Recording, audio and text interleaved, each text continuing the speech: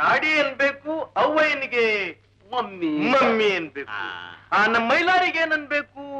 ನೋಡು ಬೀರಣ್ಣ, ಇದನ್ನೆಲ್ಲ ಕಲಿಯೋಕ್ ಮೊದಲು ಇಂಗ್ಲಿಷ್ ಅಕ್ಷರ ಅಭ್ಯಾಸ ಮಾಡ್ಬೇಕು. ಇವಾಗ ಇಂಗ್ಲಿಷ್ ನಲ್ಲಿ ಒಟ್ಟು ಇರೋದು 26 ಅಕ್ಷರಗಳು. ಇರ್ಲಿ ಬಿಡು, ನಿಮ್ಮಪ್ಪನ ಮನೆ ಗಂಟೆನೋಯ್ತು. ಅದು ಸರಿ ಅಂತಾನು ಅಲ್ಲ, ಲೆಕ್ಕಾಚಾರ ಕೇಳದೆಪ್ಪ. ನೋಡಿ ಗೆಪ್ತಿ ಬಂತು. ನಾನೊಂದ್ ಲೆಕ್ಕ ಹೇಳ್ತೀನಿ, ಹೇಳಿಯಾ? ಹೇಳ.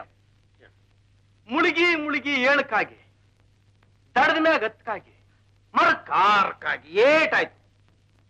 ಮುಳುಗಿ ಮುಳುಗಿ ಹೇಳೋದು 7ಕ್ಕಾಗೆ, ದಡಕ್ಕೆ 10ಕ್ಕಾಗೆ, 10 7 17, ಮರಕ್ಕೆ 6ಕ್ಕಾಗೆ, 17 6 23ಕ್ಕಾಗೆ.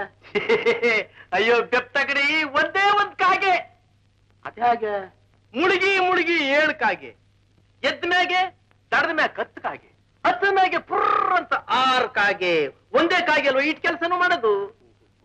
ಇಷ್ಟೆಲ್ಲಾ ಮಾಡೋದು ಒಂದೇ ಕಾಗೆನಾ? ಅಪ್ಪ, ಎಷ್ಟಾದ್ರೂ ನೀನ್ ಕಾಳದಾಸನ್ ಕುಲದಲ್ಲಿ ಬೆಳೆದವನಲ್ವೇ? ಅಕ್ಷರ ಹೇಳ್ಕೊಟ್ಟಿ ನಿನ್ನಂಗೆ.